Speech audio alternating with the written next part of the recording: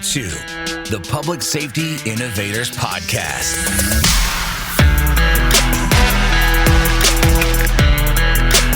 Connecting you with experts and trendsetters who are leading innovation in law enforcement, private security, and personal protection. And now, your host, Adam Wills.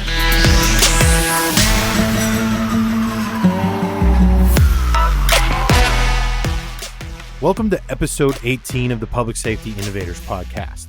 Today, we're going to continue in our Coppreneur series that we started with Bill Fogarty in episode 13. In this episode, we are going to chat with Jason Smith, who is a former LAPD gang officer that started his own Facebook ads agency. Jason has an awesome story that he's going to tell us about his departure from law enforcement after he was greenlit by several gangs. Jason has successfully grown his business, Spotlight Social, to a multi-million-dollar Facebook ads agency. In fact, he recently mentioned to me that his agency managed approximately $2 million in Facebook ad spend just over the Black Friday weekend. Jason is the quintessential coppreneur and proof that you don't need an MBA to be successful at starting your own business post-law enforcement. Jason actually has his own podcast, The Truth About Social Ads, and if you're into heavy metal music, you'll love his show's intro. It just so happens that our shows are edited by the same person, and that's actually how we connected. So we're going to do something fun, and instead of my normal intro music, we're going to do a mashup of both of our music. So let's drop the intro and get into the show.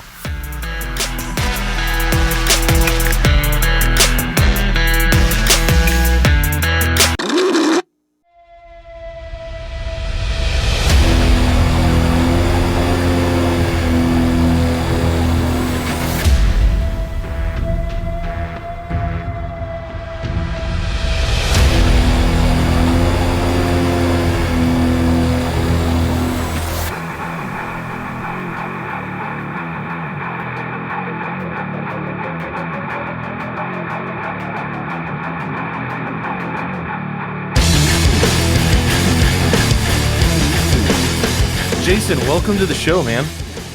Thank you very much. Appreciate it. Appreciate you having me on. Yeah, this is kind of exciting. We're kind of doing a mashup, if you will, here. Fellow podcaster. What podcast are you the host of?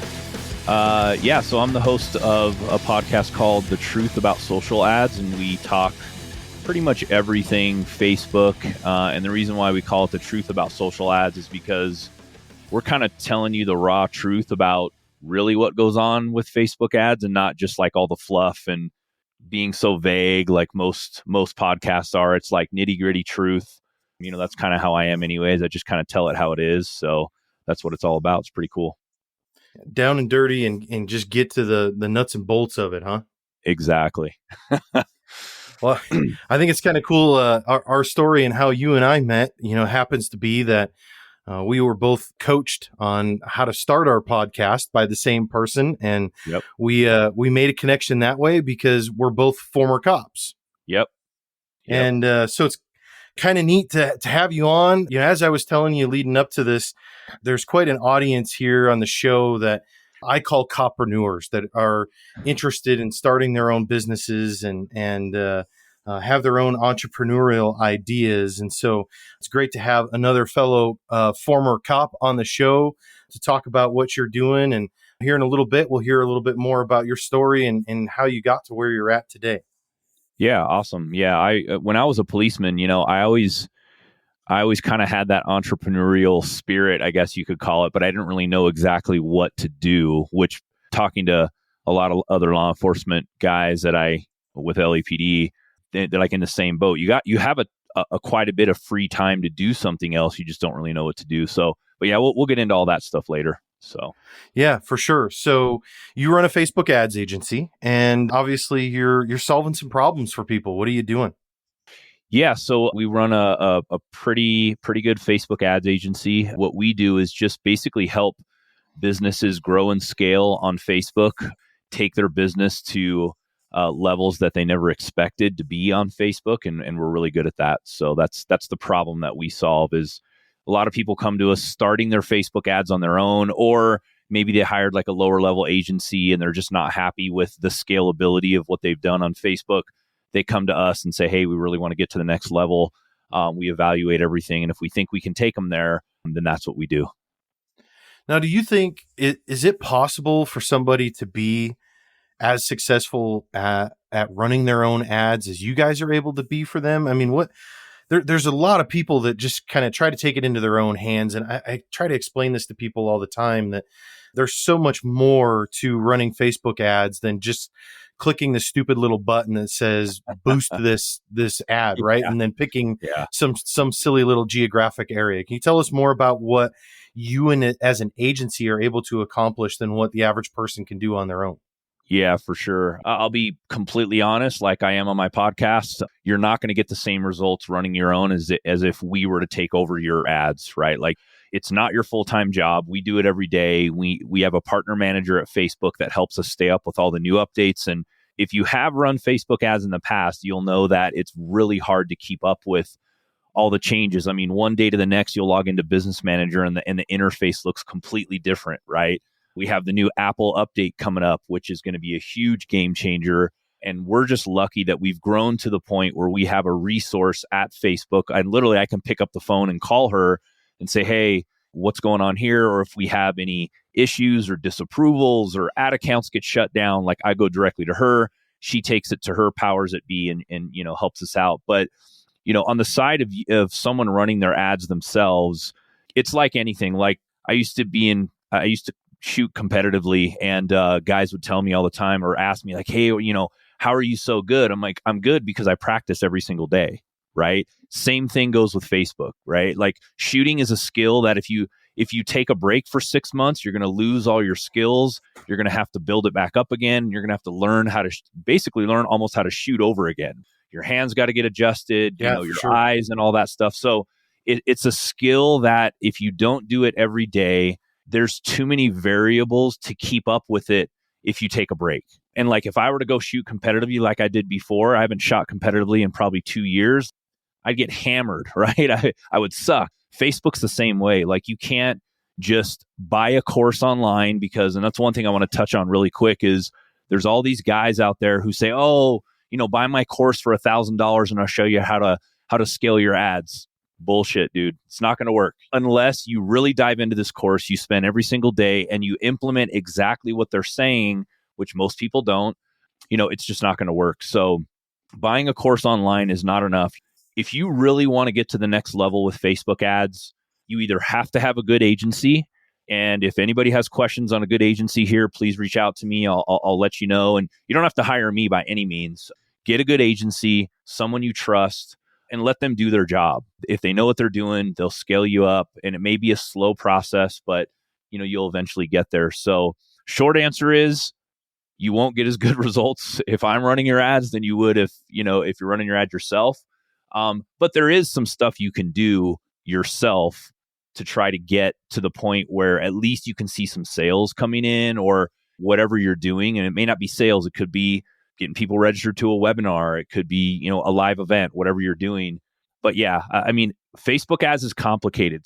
Don't let anybody tell you online or a buddy or whatever, like, dude, that's easy. It's not easy. If it was, I wouldn't be making the money I'm making and I wouldn't be where I'm at today. So hope that answers your question. Yeah, it does. I mean, I think you pointed out a couple really good things there. I mean, first of all, as entrepreneurs, we all have this, our knee-jerk reaction when we start a business is to bootstrap everything, right? So we go, I could build my own website and I could set up my own sales funnel and I could do my own email marketing and I could write my own blog posts and I can do my own Facebook ads and that's okay. There's nothing wrong with that. We've talked about that before on this show that, it's okay to bootstrap. In fact, you have to, have to prove the concept of your business and identify if people actually want what you have to offer first.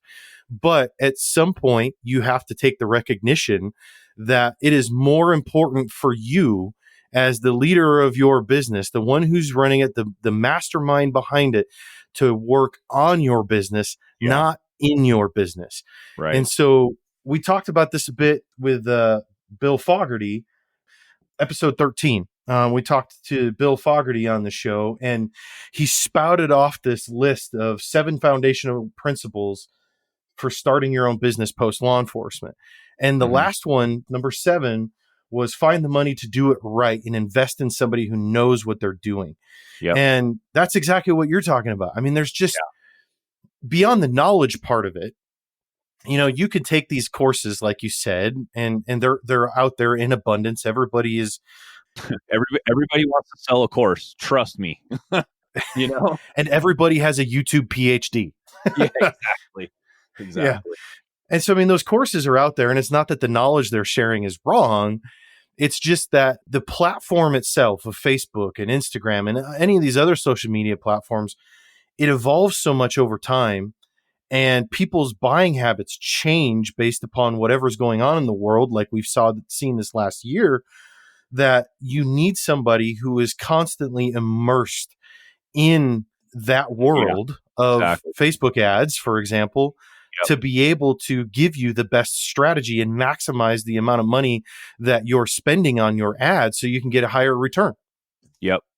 Exactly. Yep. Totally. And again, like, I don't even have a course that I'm selling. You know what I mean? I've been doing this for a long time, very successful at it, really good at running Facebook ads and Instagram ads and growing businesses and all this stuff. Like, if I let you into my business manager and showed you all the clients we have, most people are like, holy crap. And I'm not even out there trying to sell a course like, hey, let me show you how to run Facebook ads, because I know that you're not going to be able to get the same results as I can get you. And also, I do want to point out, and you mentioned something that I kind of want to just elaborate on a little bit, is that try to find, that principle number 7 that you were talking about, try to find somebody that knows what they're doing that you can trust. That's also hard, right? Where do you go? Like, there's all these people, you're getting ads, you're probably getting ads in your newsfeed every day. Hey, this is Joe from so-and-so marketing. Let me help you scale your Facebook ads.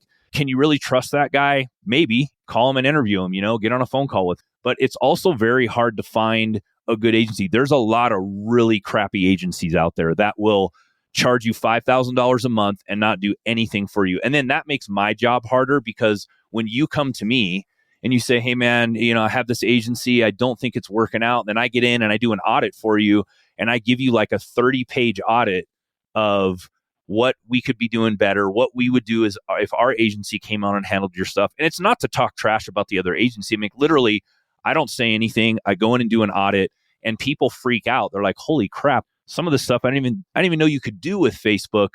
Why didn't the agency do this for me before? I'm like, look, I don't know why the agency didn't do that for you before. We're here now.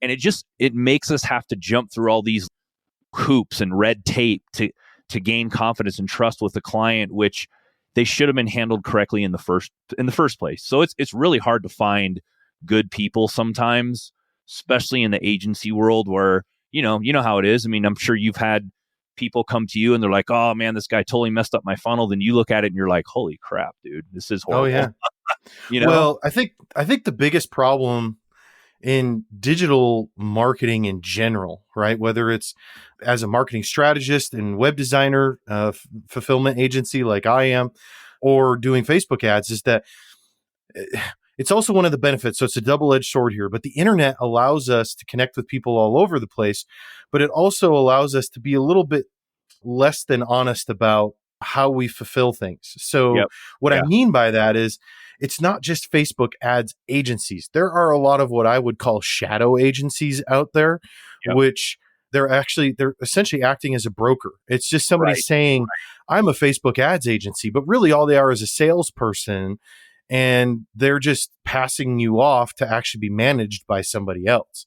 And they're just paying a third party to actually run the ads while they're doing client work. Like, I'll deal with the customer. Hey dude, you're in the Philippines, you run the ads, you know what I mean? And it's not going to work. So yeah. And I'm not opposed to outsourcing some forms of work as a general statement. It's just with the Facebook ads world, especially, there's a lot of people out there that would claim to be gurus in the Facebook ad space that really have no idea what they're doing. They just know how to sell. Yeah, for sure. They know how to talk on it. I mean, dude, I'm never even on videos saying, hey guys, I'm a Facebook ad expert. You should listen to me. When I hear that and I'm just like, oh, dude, it just makes me laugh. So, Yeah. And I think the value in hiring the right person or agency to run your ads, often what I hear from my clients, I mean, I don't manage Facebook ads. You know that because I've called you to talk about referrals before. yep. It's just not something I hate. I hate social media. I'm Yep. just going to be honest. I'm terrible at it myself. I need to hire a social media manager of my own because I don't do anything with it and I really need Right. to. But anyway, the biggest rebuttal that I get from people is, well, I don't want to have to pay the ads management fee, right? Because kind of the standard fee is like what, 20% of ad spend, right? Yeah, it Typically. kind of just depends. Yeah, I mean, it really depends on how much you're spending because we couldn't, like, if you're only spending, let's say, 3K a month, like I can't come in and say, hey, our minimum fee is 2,500, and then guess what? It's going to be another 10% of ad spend. Like realistically, I mean, I can't do that to people. If you're spending, I would say between 50 to 100 a month on ad spend, then a smart agency would come in and say, okay, you know what? Let's work out a deal where we charge you a minimum and then a percentage of ad spend. But normally what we do is when we start out with clients is we start out at a 3-month retainer, no percentage of ad spend, just to kind of prove that we know what we're doing. After the 3 months, we come back and say, okay, cool. When you started with us, you were spending 5, now you're spending 30. Let's get you up to 50. Then we'll do a percentage of ad spend and a low like retainer. But for now, we're going to keep it like a $5,000 retainer, right? Something like that. And we're Yeah. really flexible with Well, our fees too. We're not like, nope, it's this. If you can't afford it, we're out. Like if we believe in your business and we really think we can scale you and you got a good model, then there's a lot to say for that as well. for sure. Yeah, I really appreciate. I like that model because so many other agencies are a lot more locked into this idea of a 20% every month. But either way, the idea that I want to pull out here is that Mhm. the return on that investment far outweighs what you spend on it. I have never seen anybody go to a Facebook ads agency that actually knows what they're doing and not recoup what they spent in that management fee. What the question really comes down to is whether the person can afford the amount of ad spend that is necessary in order to see success. Yep. So I feel like that's a more important metric than people getting hung up on this idea of, well, what am I going to have to pay for management? Right. That is completely irrelevant because if you Right. go with the right ads agency, whatever you pay for management you're going to earn it back. It's not even a thing. It's just a question of, do you have the capital to be able to invest each month in the amount of ad spend that is necessary in order to be successful? So Yep. what typically is that? And I know there's a lot of variables to that, like the industry type and what the product is, or whether it's a physical product or a service and all these other things. But typically, what do you see? Like, where's the bottom? Like, you have to spend at least this in order to see some success. And is there a point where you get to where you say, this is the golden spot to hit right here? If you hit 30,000 or more a month in ad spend, you're just going to fart rainbows, right? Yeah. Yeah. I mean, there's a few ways to look at this, and I get this question all the time when either newer businesses are starting up or people want to scale. Like, hey, Jason, how much should we spend? Well, and it really depends on your product. So let's say you have a physical product, or let's say you have a digital product. I don't care, right? But let's say your digital product that you want to sell is $1,000 program, and you come to me and say, well, Jason, all I can afford to spend on Facebook the first 30 days is $2,000. And I'll say, well, then I'm probably not going to be able to do anything for you because let me tell you why. If you're expecting someone to pay $1,000 for your product and you can only spend $2,000 on Facebook ads, we have a big problem here. And the reason why is because normally on Facebook, what you need to do is say, okay, it cost me $1,000. A customer is going to buy my product for $1,000. And normally what we say is whatever it costs the customer to acquire your product, spend 3 times that, right? And Okay. why I say that is because if your product costs $1,000 and it's a digital product and you have zero margin, it's all profit, then you could probably spend upwards to $300 to acquire a customer. And so just imagine if it costs you $300, but they buy $1,000 product, that's still a really good return on your investment. And you see these ads out there, oh, I can get you $5 leads. Dude, that's bullshit. You can't just tell somebody blanket, hey, I can get you $5 leads or $3 leads. Dude, every product is different. I'll tell you right now, if you're selling a product that's $1,000, there is no way any ad agency can get you a lead for $5. It's going to be more like $100. So you have to think about your business, what you're doing, your final product price point, and then we put, if your product costs $1,000, then technically you should be spending between $3,000 to $6,000 your first 30 days to really give Facebook enough bandwidth to go out there and find the right person that's going to buy your product for $1,000. And that's what I tell people. And then they kind of freak out, but then they look at it logically on paper and they say, okay, yeah, that makes sense. Because if I expect somebody to buy $1,000 product of mine, I got to be spending more than $1,000 a month to acquire those purchases. Now, the other thing too is we can't guarantee that someone's going to buy your product, right? If we've never run ads for you, you don't have a proven sales funnel, you don't have purchases already underway, and it also depends on, okay, how many purchases do you need just to cover like my fee, your Facebook ad spend, and like your business costs. And so we kind of re-engineer everything and work backwards instead of forwards, because that really gives us some solid numbers. So then we could say, okay, realistically, and we're very good about setting realistic expectations for our clients. It's not these overinflated numbers where it's like, oh, I want to sell 100 this month. Like, dude, relax. Like, this is your first month, like, let's do it slowly here. So realistically, and that's why I ask questions like, how much do you need to make in purchases of this $1,000 program to cover your costs, cover my costs, and like maybe some of your business expenses, maybe your VA or something like that, right? Okay, I need 10. So you need to sell 10 courses in your first 30 days, which is $10,000 to kind of cover all your costs. Yes. Okay, that's what we're shooting for. Okay, well, how much do we need to spend to get those? Well, if we want to sell 10 courses, we're probably going to have to spend between $5,000 and $7,000 your first month.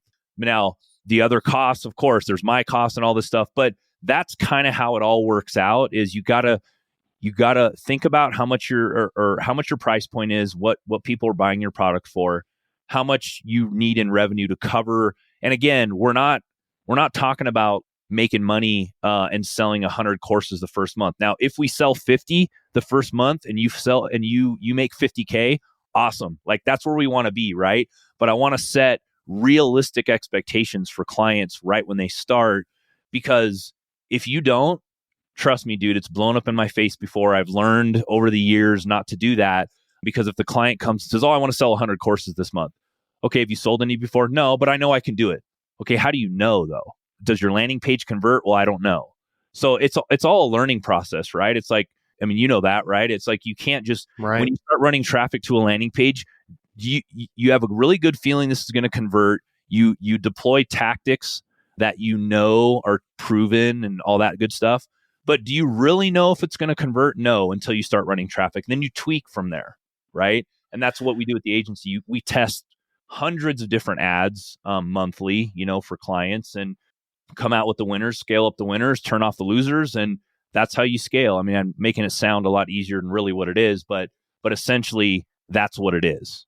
Well, truthfully, what it comes down to, and what people have to understand really about anything in the digital marketing space, but specifically Facebook ads for sure, it's a long game. It's not, there's no absolutely instant magical solution that is going to just work.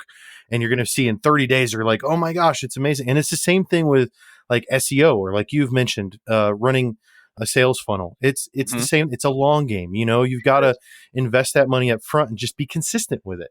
We have an SEO service that we run in house here, and you'll love this. It's called Breacher SEO. Breacher as in like the first guy through the door, right? Yep. So Breacher SEO, and the whole concept is it's competitor conquesting, where we research keywords that your competitors are ranking for, and then we just attack them and try to steal their traffic. And so anyway, that whole thing, I tell everybody when they start on that, I say, listen, you've got to give this at least 3 to 4 months before you're going to start seeing anything. And it's hard, it's a big investment, like it is with Facebook ads. I get people that are like, they're a month and a half or 2 months in. They're like, why am I not seeing anything yet? I'm like, just give it time. Right. Yeah. Right. And then usually by month 5 or 6, they're calling me up and saying, can you turn the dial down a little bit? I can't keep up with all the phone calls. Right. And so it's the same idea. It's just a long game. You've got to be patient. You've got to be consistent. You've got to stick with it. Yeah. And it's hard, it's hard to wait. And trust me, we know, you know what I mean? Like it's hard to wait that time. Like we get it, but you have to do it. It's like anything else. You're not going to get good at it overnight. Take some time. Yeah, for sure.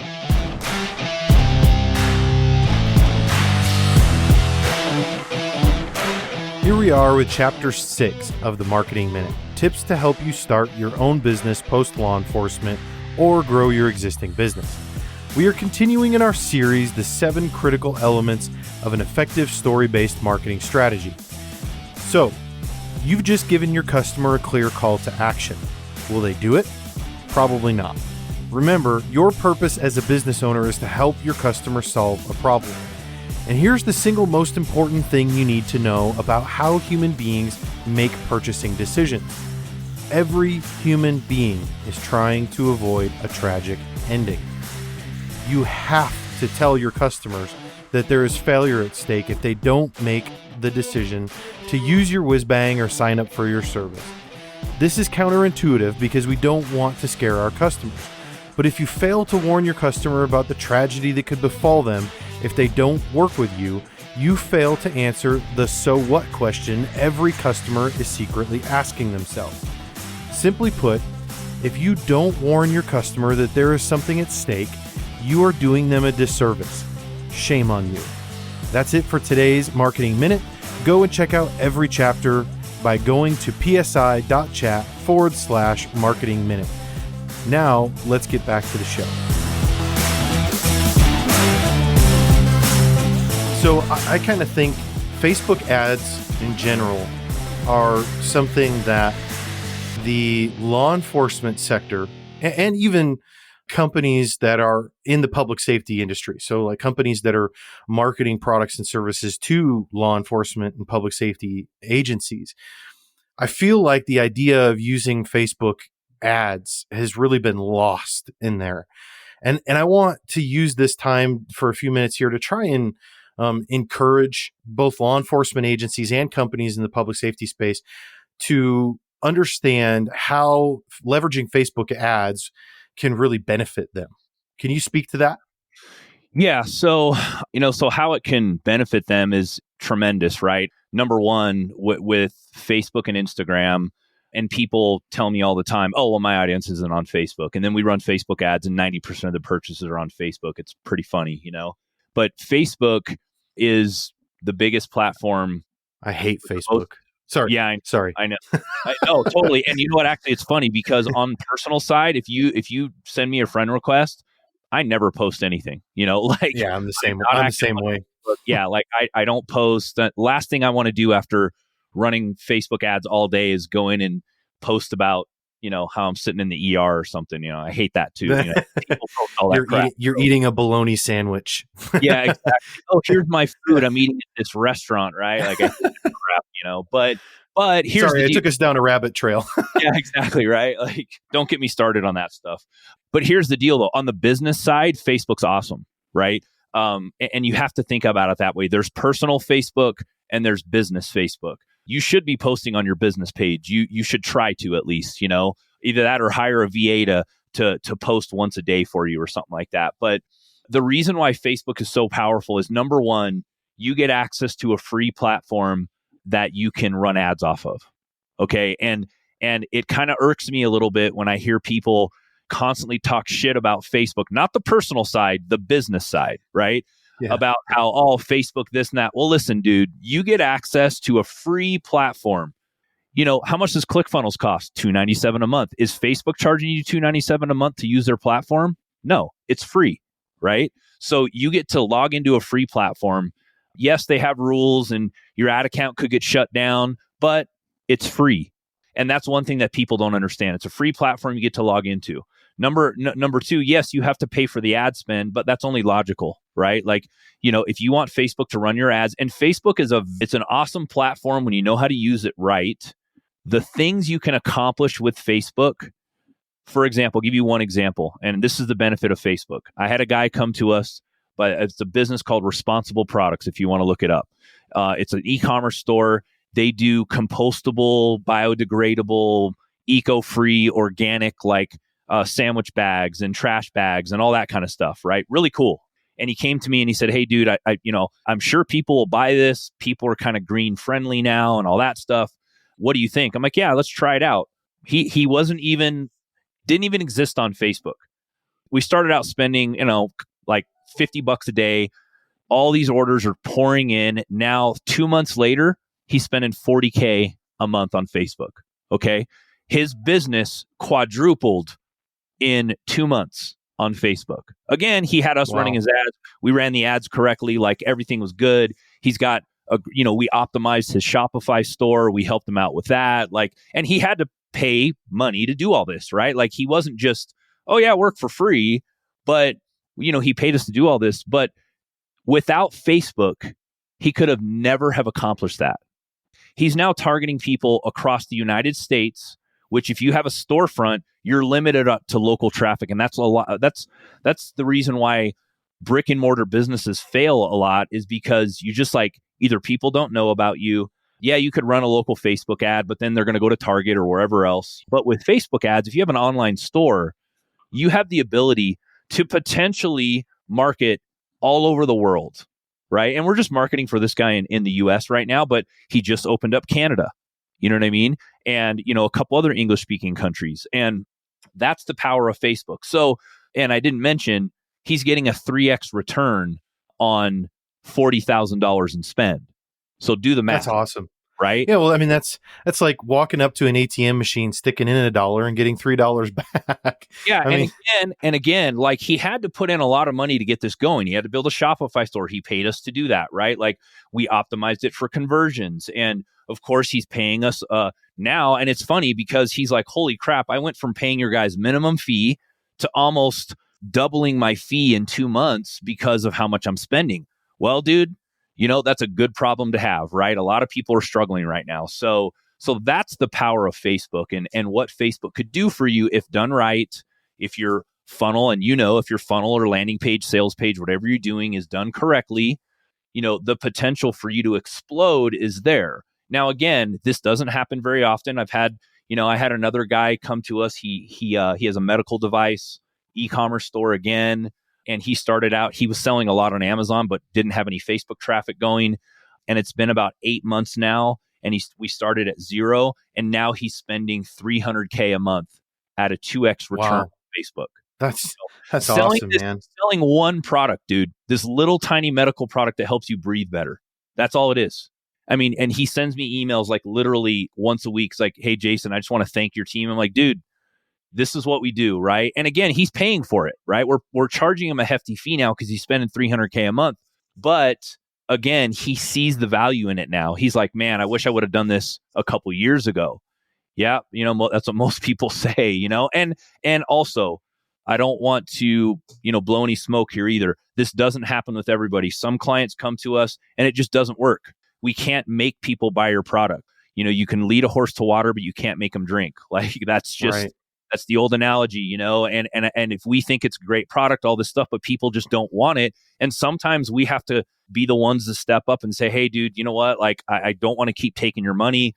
Sales aren't coming in. Maybe we need to figure this out. Maybe you need to move on," and we've done that several times. So it doesn't happen like this with everybody, but the majority of the time, I would say that probably only happens about 10 to 20% of the time. 70, 80% of the time, we're getting really good results for clients. So it's awesome.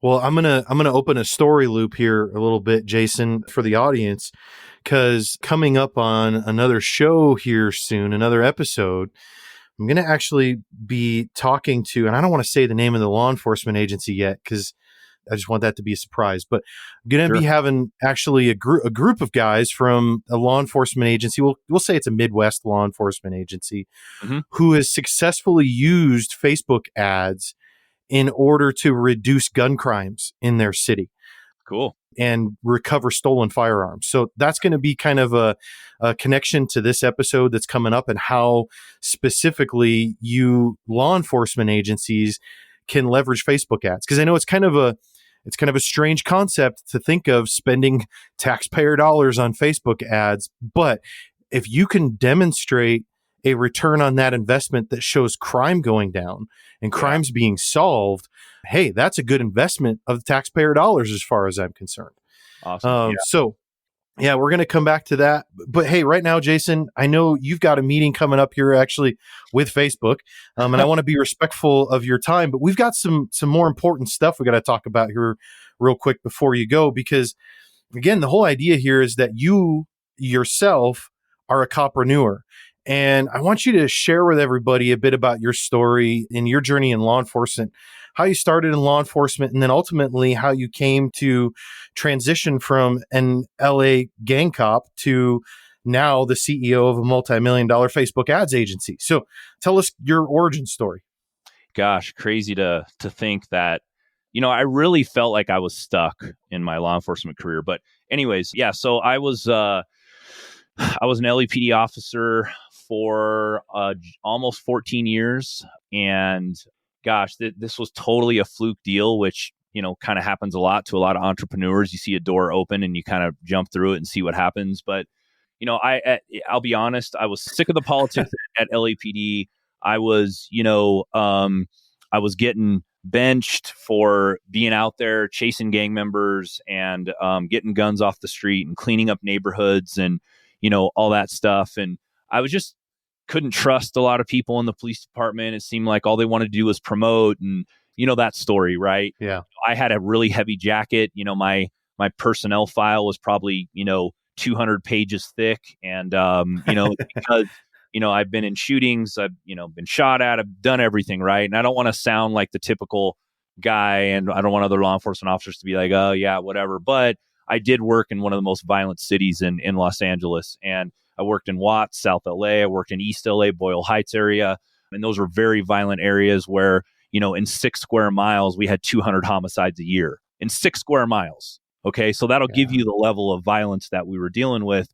And when I was a policeman there in LAPD, it was probably at its worst. And I did everything, narcotics. I worked our specialized metro unit. I didn't get to SWAT because my personnel file was, 10 pages thick, which actually I thought being a SWAT copper, that's what you wanted. But I guess LAPD didn't think that way. So, Yeah. but I'd been in shootings and, I thought I was perfectly qualified to go to SWAT. And, but I was slowly looking for something or kind of a way out. I just didn't know where. I didn't want to be one of those guys that was like stuck, retire at 25 years. And I'll be honest too, like LAPD's retirement's not that good. Like most guys have to work after their Yeah, I've heard that. Yeah, like it's not very good. NYPD is that way too, I hear. Yeah, it's super weird, right? You would think that these huge agencies with 10,000 officers would have the most money, and I mean, dude, we get LAPD is known for their training and how tactical LAPD is, and I was involved in stressful situations every single. I was drawing my weapon probably 20 times a night, to be realistic, and what I did, I loved chasing gang members, like that's what I did, and inherently, if you do that, you're going to get into really bad situations, and I did. Kind of the final straw for me was there was a couple gangs in LA, couple of 100-year-old gangs in LA, in projects and all that stuff, where I was working my butt off, gang injunctions, all kinds of stuff going on there.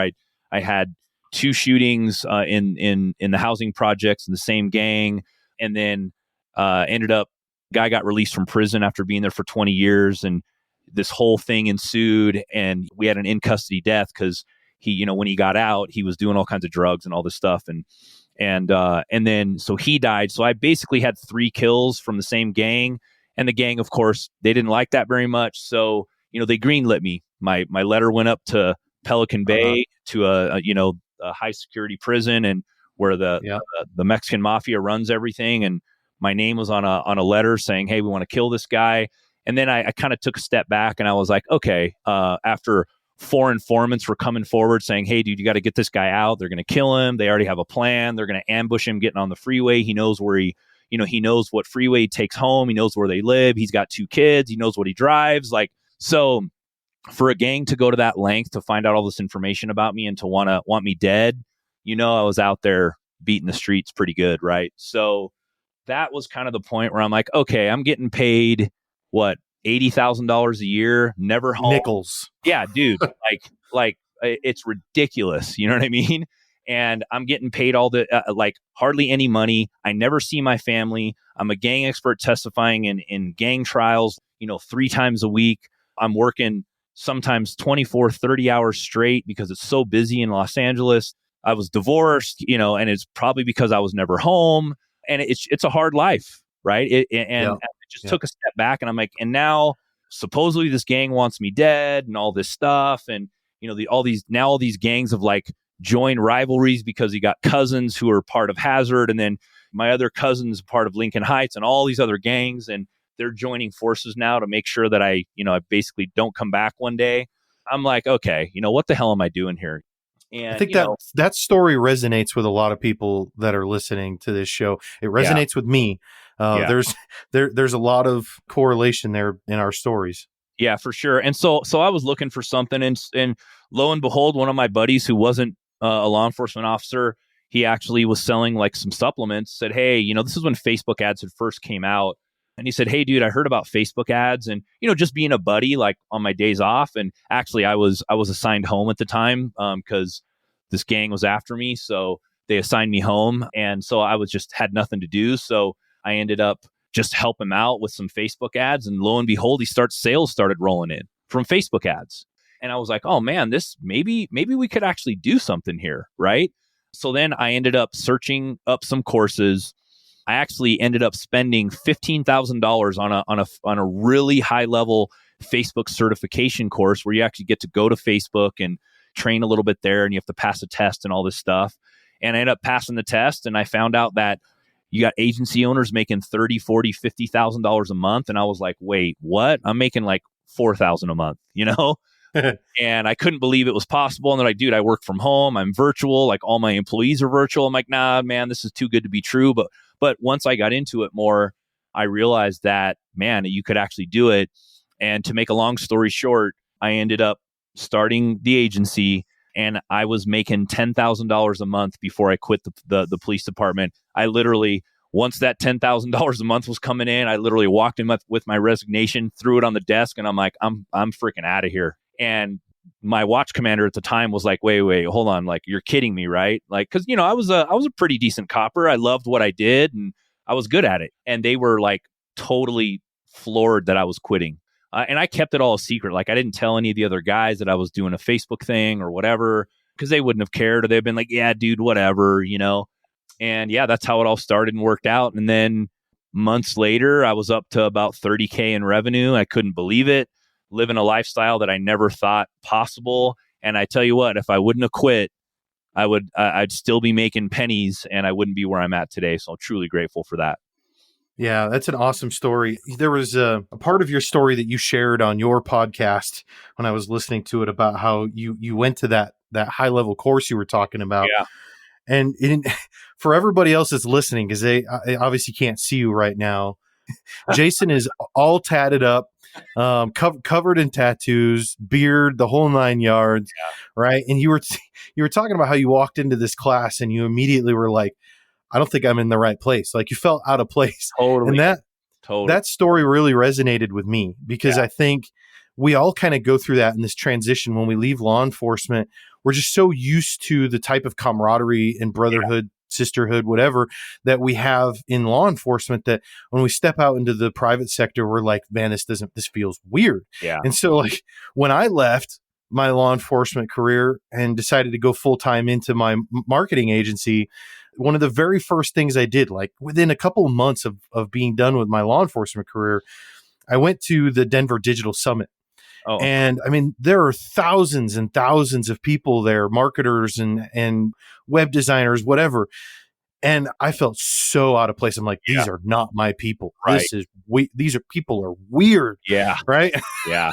And I'm like, do they look at me and realize that I'm out of place too? Or is it just, I mean, it was the strangest thing ever, man. But I got to tell you what, it's just one of those things you got to stick with and put your stake in the ground, mark out your territory and say, you know what, this is me. Because ultimately, even though I would say I still stick out like a sore thumb in my industry, that has really benefited me because now I have become a go-to to companies that are working with public safety, private security, law enforcement, because they look at me and they're like, there's no other marketer that I know of that has the background like you do in public safety. And specifically as an administrator, what we need to say to market to our audience. And so it's really helped me carve out a niche. And so, yeah, I might not be part of that same crowd necessarily, but it's benefited me.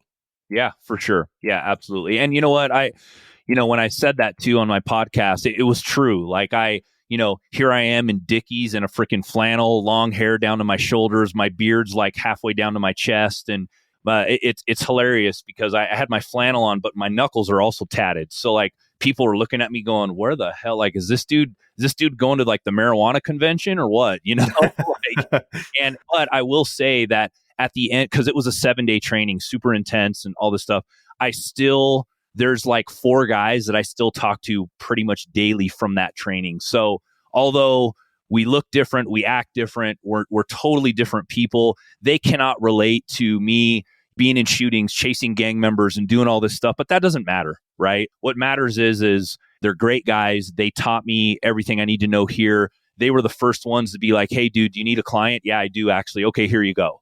And that's what I needed, at the time. And I'll forever be grateful for some of the guys in that group that taught me about business. And, dude, cops don't know anything about business. Like, you know what I mean? Like, right. And I say it to this day, even to my team, like on calls, I'm like, dude, I'm just a dumb cop. You guys dumb it down for me, and they laugh. And it's okay to be that way, right? So anybody listening to this podcast, any law enforcement officer, I want you to know that you're not stuck in your career as a law enforcement officer. There's plenty of there's plenty of opportunities out there.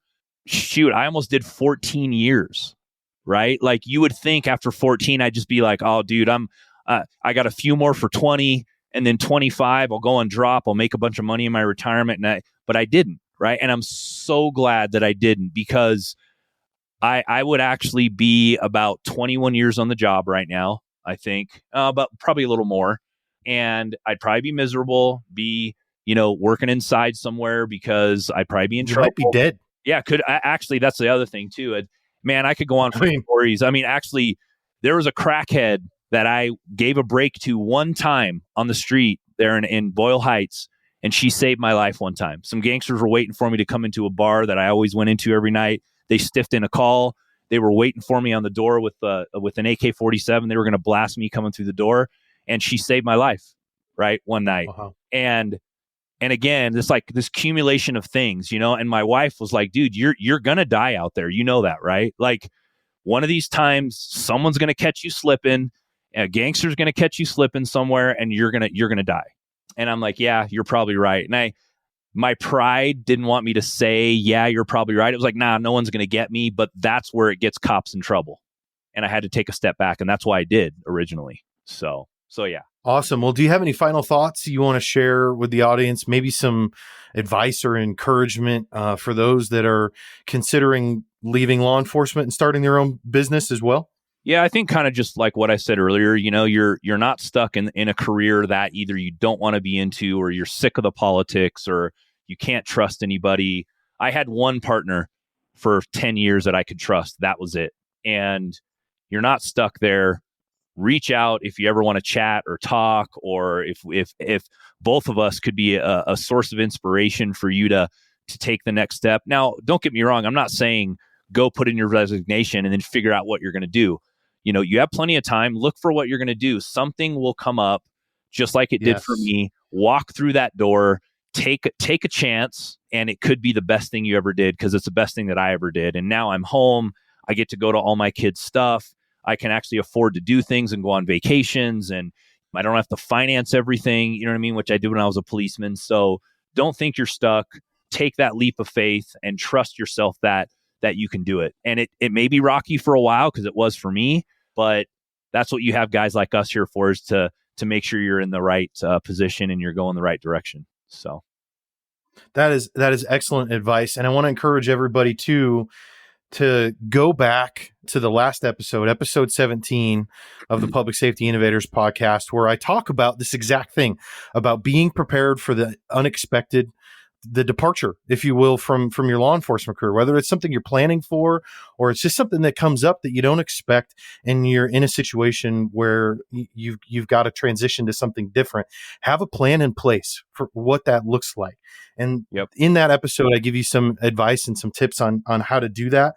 I also want you guys to go check out leo2ceo.com. That's leo2ceo.com. That is the website I set up for you guys. I'm going to start putting together resources on there to help you guys in your journey of planning your own business and what it looks like to get that off the ground and get started. I also want to give a shout out real quick to James Healy, who is the one that helped Jason and I both set up our podcasts and edits our podcast for us. So if you're listening to this, or, Jason's podcast, and you're like, hey man, this sounds great. Like, this high level production. I actually had somebody tell me that the other day, that the production on the show is high level. That's all James, man. James is phenomenal.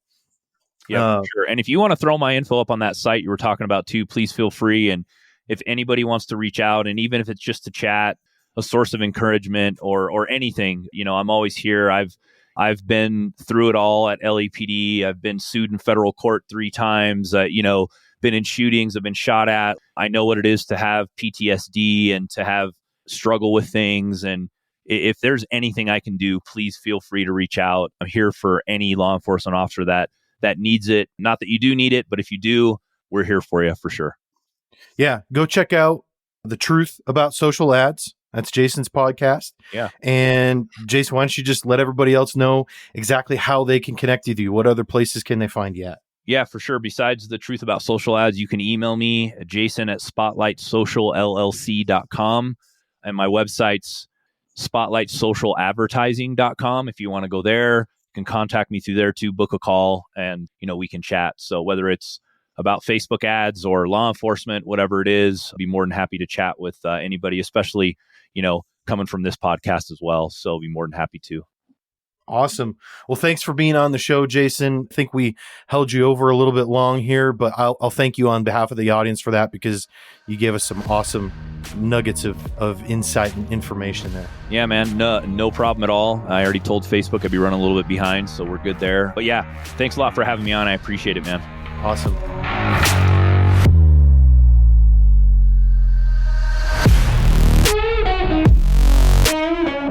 Hey everybody, thanks for checking out this episode of Public Safety Innovators Podcast. I hope you enjoyed the show. Please head over to my website at publicsafetyinnovatorspodcast.com or simply psi.chat, where you can check out episode notes and other episodes from the show. While you're there, you can subscribe to the show on Apple Podcasts, Google Podcasts, Spotify, or really anywhere else that you prefer to listen to podcasts.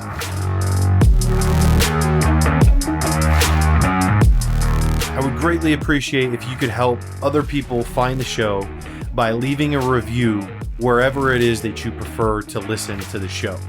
I'd love to hear from you if you have feedback about the show, a suggestion on a guest, or maybe you're a public safety innovator yourself and would like to be a guest on the show. Please head over to my contact page on the website and you can submit that information there, or just email me at adam@psi.chat. All right, I'll catch you on the next episode.